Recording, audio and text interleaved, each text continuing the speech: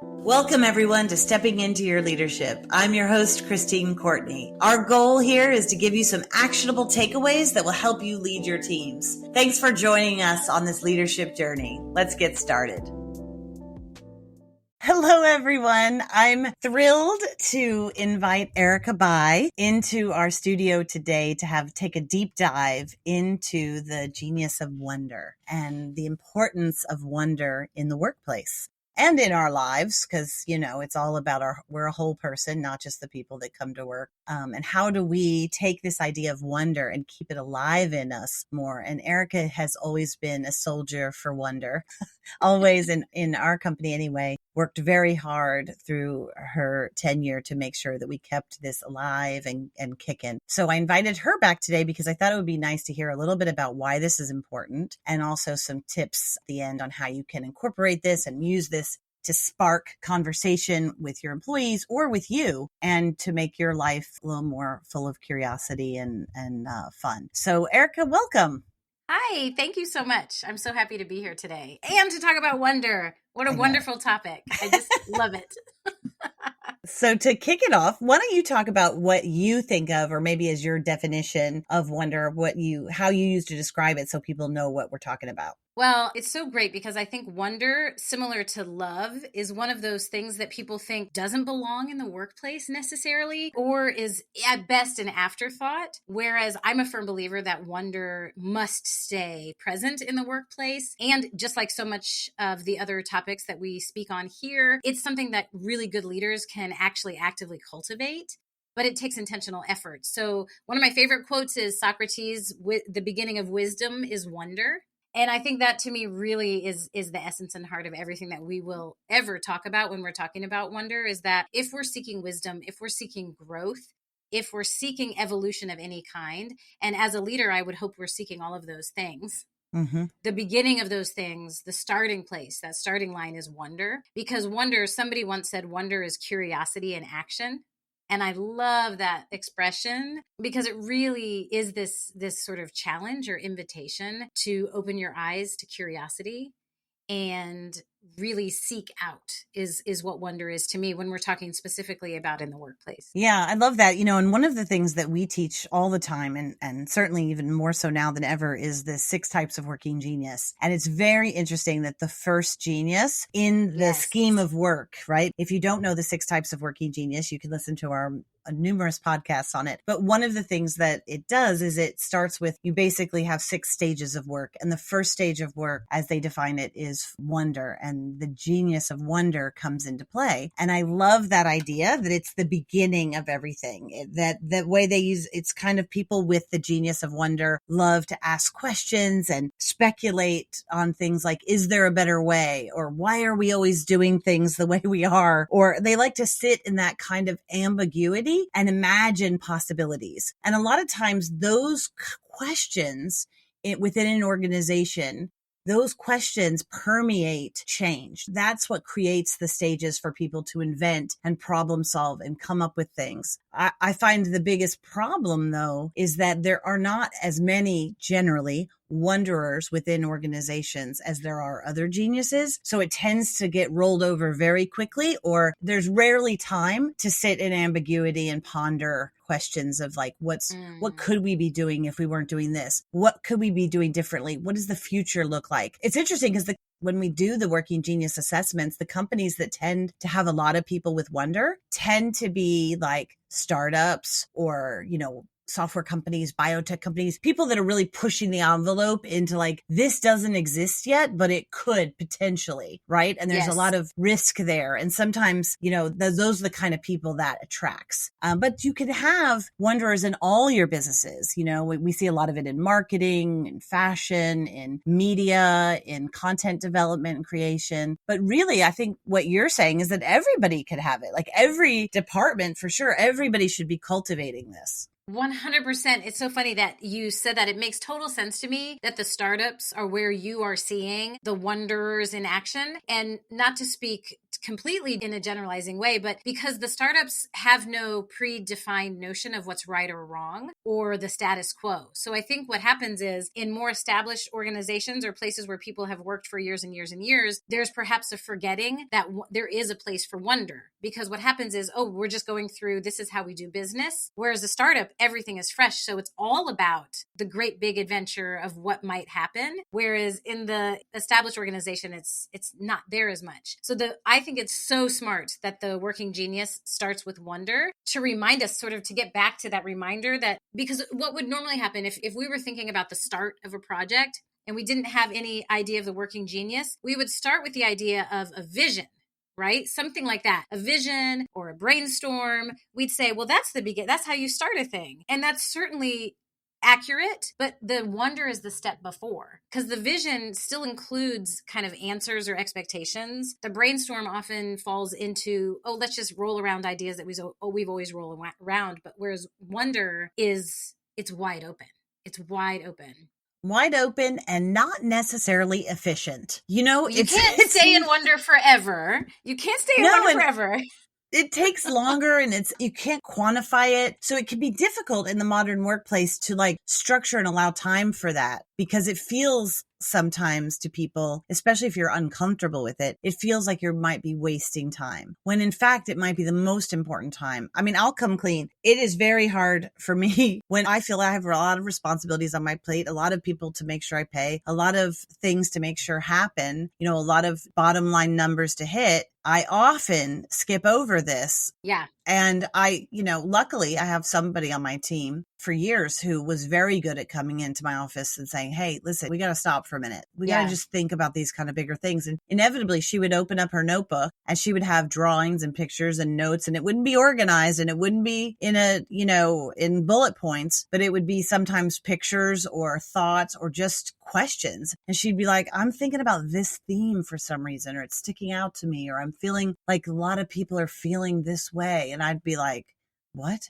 And then I'd have to take a minute. And sometimes I would defend against it. Oftentimes I would. Like, what is she talking about? And then inevitably I would go home and that would be going over in my mind, like on my subway ride home or wherever. I'd be thinking about those things that she said. And then usually by the next day or so, I'd be like, she's right. We got to address this in our next meeting, or we need to do something about this at our retreat, or something, was really powerful. Well, and I think a lot of leaders have that same kind of initial resistance or pushback as you do. And that's why I started by saying it's the same as love in the workplace. People that resist against sort of the idea of emotionally intelligent leadership, it's too touchy-feely. I don't need to connect with the human. Let's just get our job done.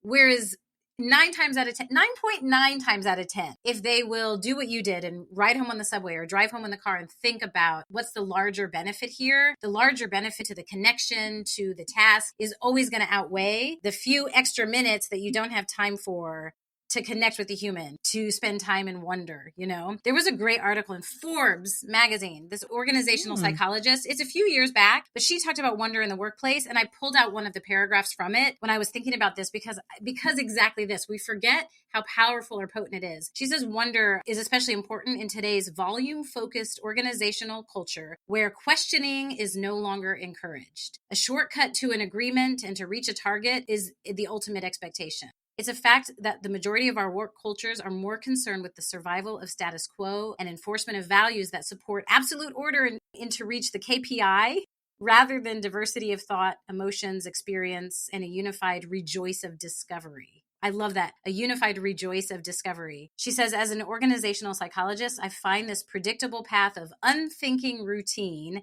and I have the answers in me attitude far more of a threat to business sustainability and human evolution over any imagined competition.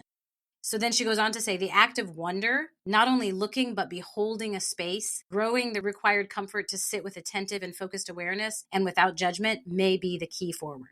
Isn't that something? Yeah. So she says, you asked about wonder. I said curiosity and action, and this quote of, the beginning of wisdom is wonder. She talks about the scientific definition of wonder. What's her name, Erika? I feel like we should give her credit. Yeah, we should. Cecil Peer. Okay. And it's from April 29th, 2019. So it's a few years back. We'll put a link in the episode notes as well. It's a really great article to reference if you're listening and you're even a little bit piqued in your own curiosity about wonder, and you're maybe sort of still on the fence of I'm kind of digging the idea of wonder, but does it belong in the workplace? I'm not sure. This is a great one that might push you over the edge. She says the scientific definition of wonder holds 3 facets: our ability to find, recognize, and take pleasure in the existence of goodness in the physical and social worlds, an active engagement with and responsiveness to artistic, moral, and natural beauty, including the excellent skills and talents of others, and an active responsiveness through both cognition and emotion, engagement from both mind and heart. So she's really highlighting this idea that if we engage fully as humans and really engage in this willingness to see the beauty, to see the possibility in the project, in the person, that idea of wonder gets us out of that trap of just, I'm going through the routines, I'm trying to hit those targets, I'm not even thinking, I'm just doing. Whereas I think what a lot of the startups you're seeing understand is we can't get so caught up in the doing that we miss the building of something beautiful together. And I think wonder is the key there. Yeah, I think the problem can also be if you don't have it, if you don't allow time for it at work, you can be a company that is slow to recognize that change needs to happen. And you can actually lose footing against your competition, or you can be slow to take up whatever is changing about the world, whether it was, in the recent past, whether it was, how do we deal with COVID and those who just kept going and refused to ask questions, and really suffered, or it could be like we're just going to keep in like a hamster wheel doing the same thing because it's always worked, when in fact there's the only constant is change. I think we do have to have the discipline to sit in questions longer than we're comfortable with, and structure that time, because it's not going to happen naturally unless you just happen to have a lot of people who have wonder as, a genius that are sitting next to you, because it is not the most common genius by far in most workplaces. How do you do it? Like, how do you cultivate it?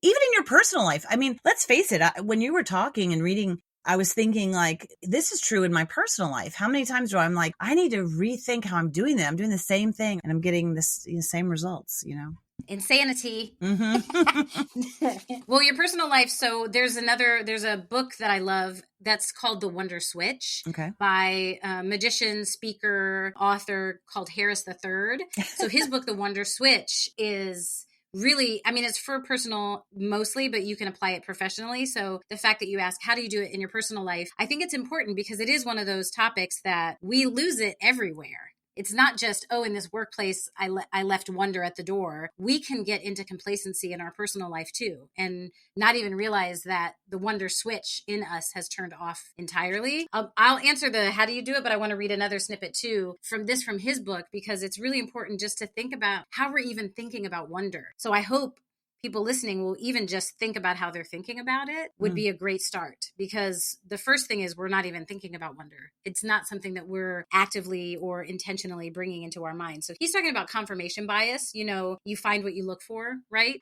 So a lot of times we have these beliefs. So a belief about how the workplace should run, a belief about how our life should run, a belief about who we are as people. And then we seek evidence in the world to confirm that belief that we've established. So he's talking about, what we believe tends to inform what we see, even if what we believe isn't true. We're in search of information to confirm the stories, the ones that we tell ourselves. But what else might change about our lives if we change what we believe? So if we expose the lies, those stories that we're telling, or the information that we're gathering that's not necessarily true, and believe the truth about who we are and what we're capable of being, might we be able to see things we couldn't see before? Is there magic, real magic all around you, even inside you, that's been there all along? It's been in plain sight, but your belief system has blinded you to it. So he talks about one of my favorite quotes that you've heard me share many times, Christine. It's Roald Dahl, who said, "Those who don't believe in the magic will never find it." That if you live as if seeing is believing, you'll be easily deceived and you'll have a cynical attitude and you'll walk around thinking, I'll believe it when I see it. So the magical question is believing before you see it. So believe it in order to see it. So wonder is what gives you permission to believe in what you currently do not see. So if you choose to believe, or allow your wonder to be reawakened so that you have the permission to believe, then you'll begin to see magic everywhere, even in the mirror. So his idea about wonder for you personally is believing that magic is possible. So in the workplace, that translates to believing that anything is possible. Let's try this new thing. Let's go on this new path. Let's do things completely differently, even though I cannot see the ending. And I think that's such an important part of wonder and why it's so scary for us. It's scary for us in the workplace. It's scary for us in our personal life is I want to see it and then I'll believe it. Like I want to see that it's all going to work out. I'm going to see the end of the story, but wonder doesn't live there when it's all just scripted out and you see everything. That's just status quo. So wonder lives in, I believe in this. I don't see it yet. I don't see it yet, but I believe so fully. And I'm going to embrace this great what if, which is such an important, powerful, what do you do? How do you ignite wonder? The very first thing I would recommend is this, like allowing yourself to live in the what if, the magic of the what if. Wouldn't it be cool if? And really holding on to that kind of sparkle of possibility without knowing how the ending's going to go. Without knowing, because especially I think that it can become very negative. Like you could just say, I know. I know this. I've done this my whole life. This is what happens. It always ends up bad. This is what we know. Stop thinking about what it could be. I've done that before, you dummies. You know what I mean? Like whatever those voices are in your head, just keep the status quo exactly the way it is or worse. Because that's safe, right? To keep it the way it is, even if it's not great, is safe. It's known. It's comfortable. So why would I get out of that? I know what to expect, even if I'm miserable. It's known and it's comfortable, but I would argue that you think it's safe, but it's not because you're actually losing market share. You're losing the future. You're losing out on possibility. And if you're not growing, you're dying. So in business, it's actually not safe. It's the lie we tell ourselves that it is safe. It's comfortable and it's good to, like to know what we're doing, but you don't. I love that idea of like sitting in possibility. Without knowing. What if? And to your point, the sort of, you have to get outside of the answers. For wonder to be cultivated, you have to live in the questions. You have to live in the questions. Wonder lives in all of the questions, beginning with what if? Wouldn't it be cool if? What would happen if?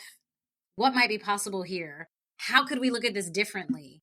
All of those kinds of questions are fantastic sort of dirt soil to start to build something new in wonder. And so asking more questions is probably, if somebody is listening and they're like, well, what's one thing? What's one thing I can do? Start asking those kinds of questions. Start asking more questions of any kind. Don't just, this is what I do today because it's what I did yesterday.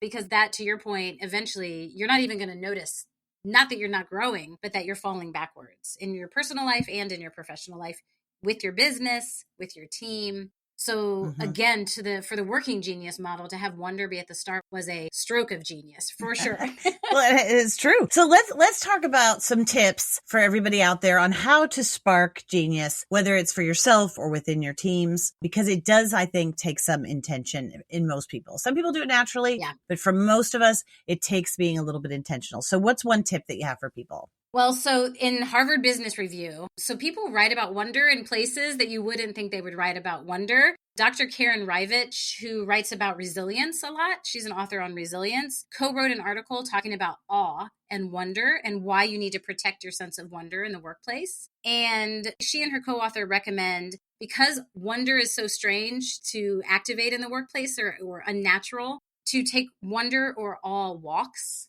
Because we can much more easily identify a feeling of awe or wonder when we're outside or when we're in nature, when we're visiting a place. But that connects with us. We understand that. So it's not foreign to us. But suddenly you put us in our cubicle and we're like, where's wonder here? But so to actually go on a wonder walk, they recommend sending your team on a wonder walk. And really those kind of walks where you are either pondering a challenge or a problem that you might have been given before the walk, to be given a very specific awe-inducing or wonder-inspiring question, like find what's beautiful in your surroundings. Find something unexpected on your walk. What can you see differently as you walk?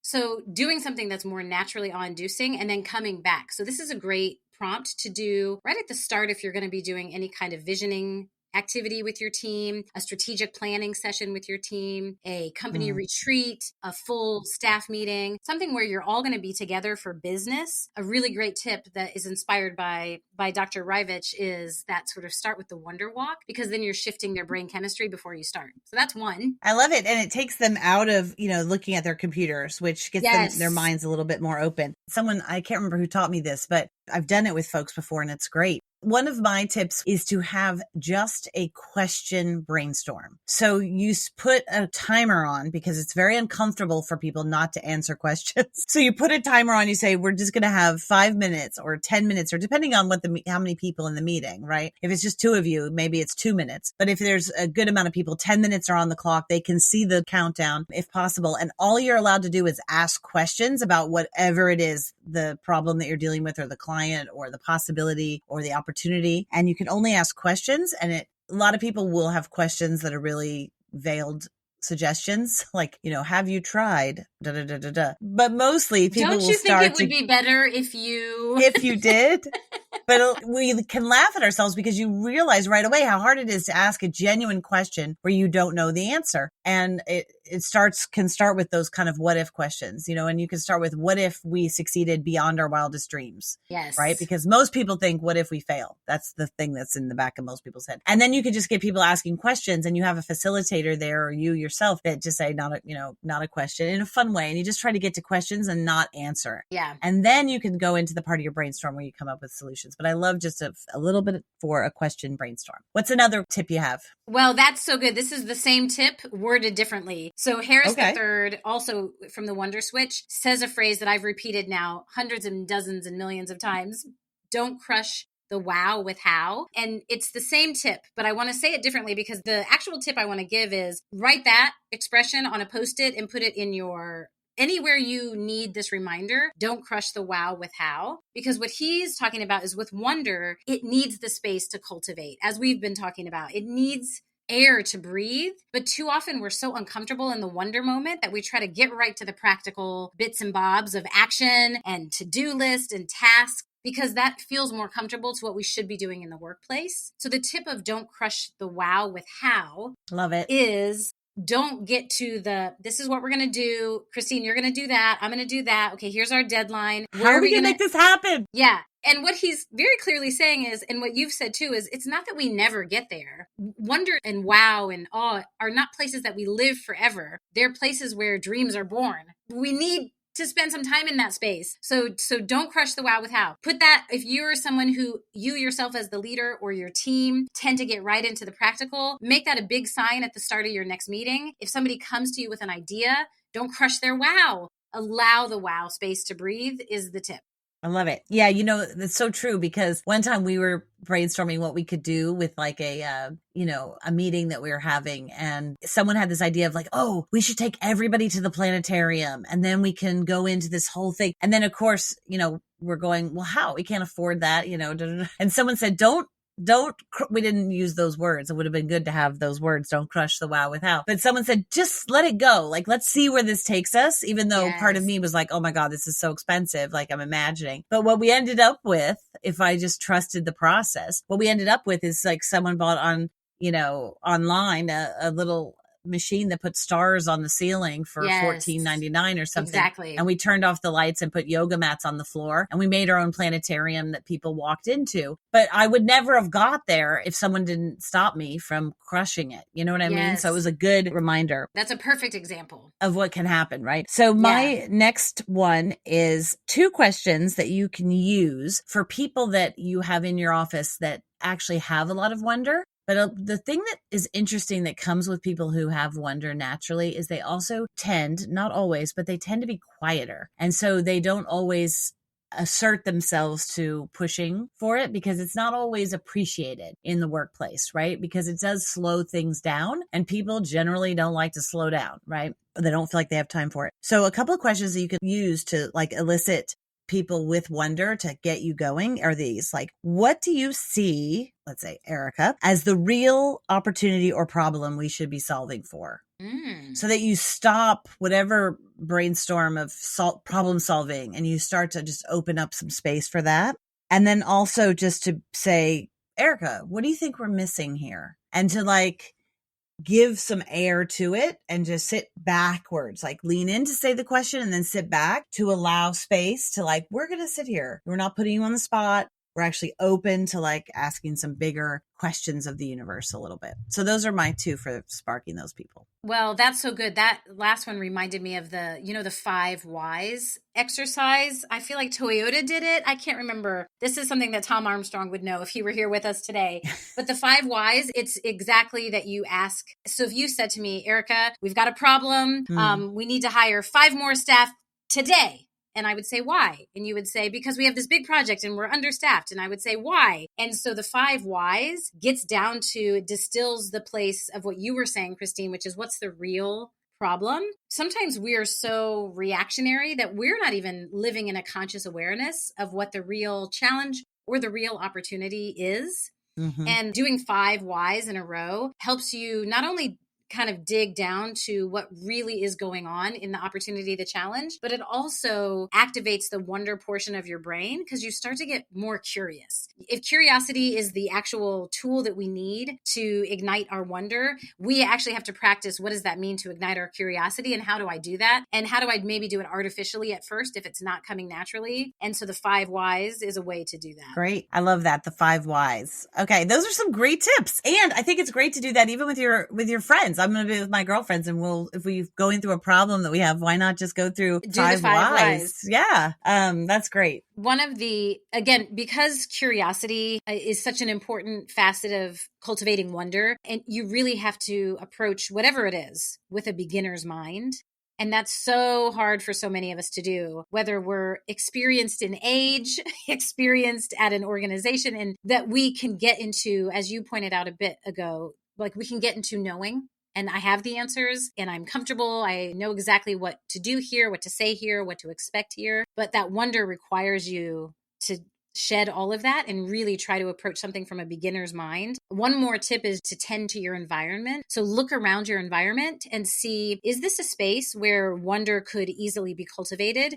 Or is this a space that is just promoting, do the tasks, get in, get out, get the job done? So most leaders, no matter what kind of space you have, can probably incorporate a few items in your environment to cultivate wonder, whether it's whiteboards, sticky notes, those kind of creativity brainstorming tools. If those are visually on display, in addition to having maybe some of those catchphrases that we've talked about actually visually displayed on your walls, don't crush the wow with how, whatever it might be. But to have a space where just walking into the environment, you're like, oh, I just suddenly want to think about things, is a really good opportunity that's easy for anyone to do. Yes. And put it on your agenda. We're going to have 5 minutes, 10 minutes, whatever it is, of wonder time. And of wonder. Yeah. Intentional wonder. I love it. Erika, thank you so much for joining us today. Always a pleasure. Thank you. And thanks for diving into wonder with us a little bit this morning. And everybody out there, try adding a little of sprinkle. Start with a sprinkle and then maybe a downpour of wonder and see how it goes. Thank you. See you guys. Bye. Thanks everybody for listening. I'd like to give a special shout out to our podcast producer, Richard Francisco. Check out our notes for any details. And if you get anything out of this, please follow us. And if you enjoy it, please take a moment to rate us or write a comment. It will mean the world to us. We'd love to hear from you. And if you just can't get enough, follow me on TikTok and check out tlpnyc.com/podcast for more information.